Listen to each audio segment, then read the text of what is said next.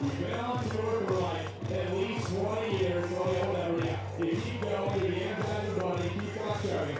Ladies and gentlemen, he is the H-bomb out of San Diego. He is Johnny Hyden.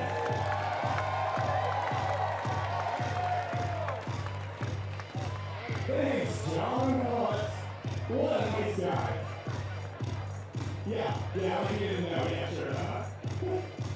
And their opponents, ladies and gentlemen, already had to win here. Already had to win one match earlier today, and they were looking good, dominating out on court number one. They're looking to keep going. First up, the big man out of Andover, Minnesota. And he brings a fire with those elbows. And he has a heavy arm. I can't wait to see it in action. He is Stafford Slick.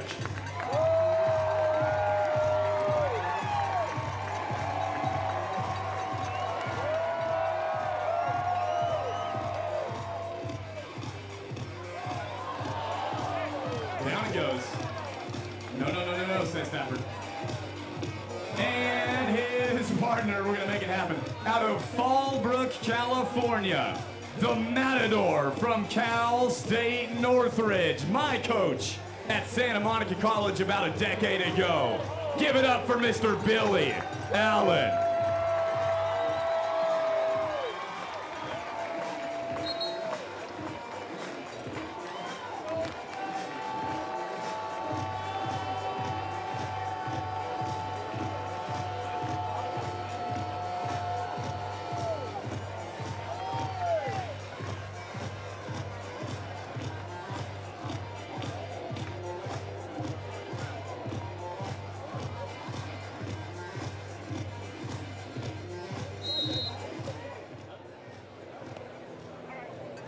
And we're off. Men's semifinal number 2. Johnny Hyden looking to put the first one away in transition, and he does. One of my favorite things to see.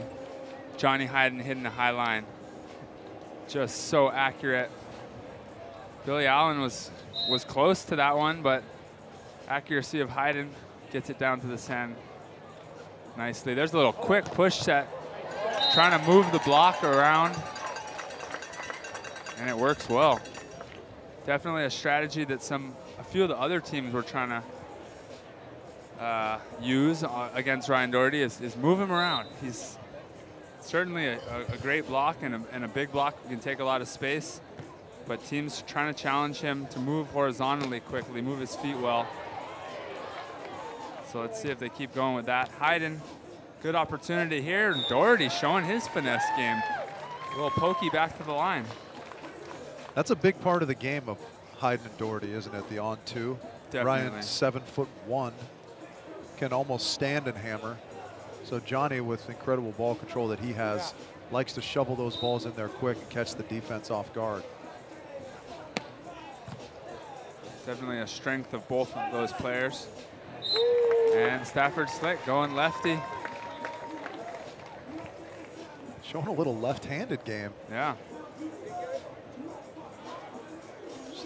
This is an interesting matchup. I mean, Slick and Allen are the higher seed in the tournament, but Doherty and Hyden have been playing better, staying in the winner's bracket the entire time. Slick and Allen had to play a match earlier today against Rosenthal and Crab. They beat him down pretty easily. Found out later that Rosie actually tweaked his back like the first play of the match. So they were doing kind of an I formation, but Stafford definitely doesn't feel bad for him. He's been dealing with an injury to that lower ab all season, or about the second half of the season. So they earned their spot here. 3-3 in the second men's semifinal. The winner will face Dahlhauser and Lucena in the finals later today. Doherty over the top of the block and in. A lot of action happening high over the net between a 7'1" guy and a 6'8" guy. Doherty slapping it over the top of a 6'8" block of the begoggled. Begoggled. If you wear glasses, Well you're said. bespectacled, right? If you wear goggles, are you begoggled? Yes. Okay. I'm going with yes. Stafford certainly has a lively arm, can tee off on balls. And you will see that often, something that was kind of taken out of his game with that ab injury, but obviously he's feeling better now. Got it taped up a little bit just in case. A little extra, if anything, psychological support. Slick going at Doherty. Doherty going with a cut hit.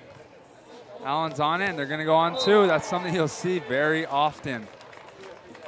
Hyden seeing where the defense is at on that first contact. That's something that a lot of players don't really pay attention to. That first contact, they're just going to put it up in a general direction where the setter can get them a good set. Hyden's always one step ahead. As he gets that one just outside. Close to an ace, though. Close to an ace. We see the ball mark just barely missed. Yeah, especially on free balls, as we saw there. Johnny Hyden just going to shovel it into his big partner. And there it is again. Serving Hyden short, I can guarantee you that 75% of those will, maybe even more, will go up on two for Ryan Doherty.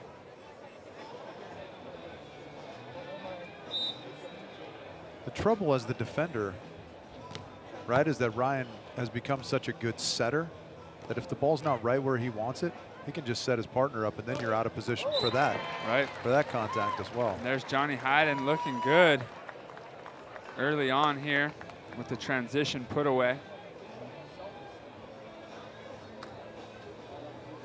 Has John Hyden ever owned a pair of board shorts that fit properly? He keeps getting skinnier. He's down about probably 25 pounds from where he was at one point in his career when he came out from indoors, where he used to lift super heavy and have that power game.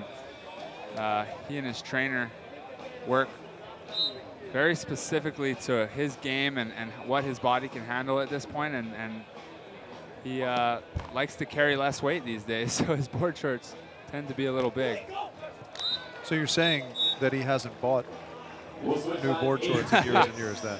Yeah, I guess. I guess you could say that. Johnny Hyden rocking the HIC board shorts, the Hawaiian Island Creations. Yeah. I hooked him up with that one. Nice, nicely done. Yeah, there is That's the Hawaiian style, though, the baggy look. That's kind of Hawaiian style a little bit. I like it. It's just a little unusual in the modern, on the modern AVP, right? You see a little bit of tighter wear like you see on Slick and Allen. Nice block there from Ryan as we yap about board shorts. That's an interesting difference that you bring up between kind of training on the indoor side of the sport versus training on the outside. It pays to be kind of lean and mean out here, right? You're on an uneven surface. You don't want to be heavy and kind of sink into the sand. Right. Have a lot of weight to carry around. The call was that the ball went off the antenna. And then it's much more of an endurance sport as well. You rarely see players getting overly tired indoors. I mean, you have one match, you have plenty of time to prepare for it. Usually you have your full jump the entire match. Not always, but usually.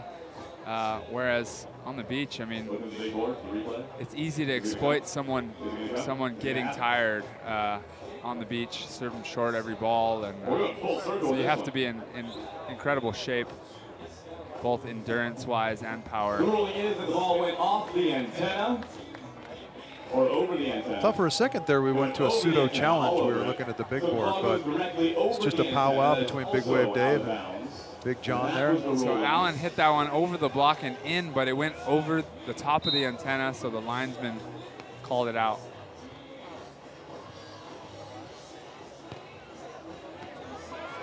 High line there, dug up by Hyden. Not an uncharacteristic high line right there. Usually Billy Allen has one of the cleanest high lines in the game, but that one almost 5 feet into the court and right at the middle depth. And that's not going to go down on Johnny Hyden. No, and credit Ryan Doherty and his size for altering that shot just a little bit, making Billy a little bit uncomfortable having to go so high up and over the big fella. There's the flag. We've got 4 matches after a nice little breeze now. The women's semifinals, the men's and the women's finals. Now we look to be just about capacity. We are close. Certainly been an unbelievable weekend and a great way to end off the season. Of course, we're not done here at the AVP Championships, but it's been so much fun being here, cruising around the venue. Players are all available for the fans. There's been a lot of interaction, and you gotta love what the AVP's done here. And everyone's packed into the stadium now. The outer courts are empty to watch Johnny Hyden and Ryan Doherty slicking out. I love when our producer tells us that they're going to show scenic shots of the tournament, and then it's a reel of 90% hot girls that have been in attendance this weekend. Big fan of that reel.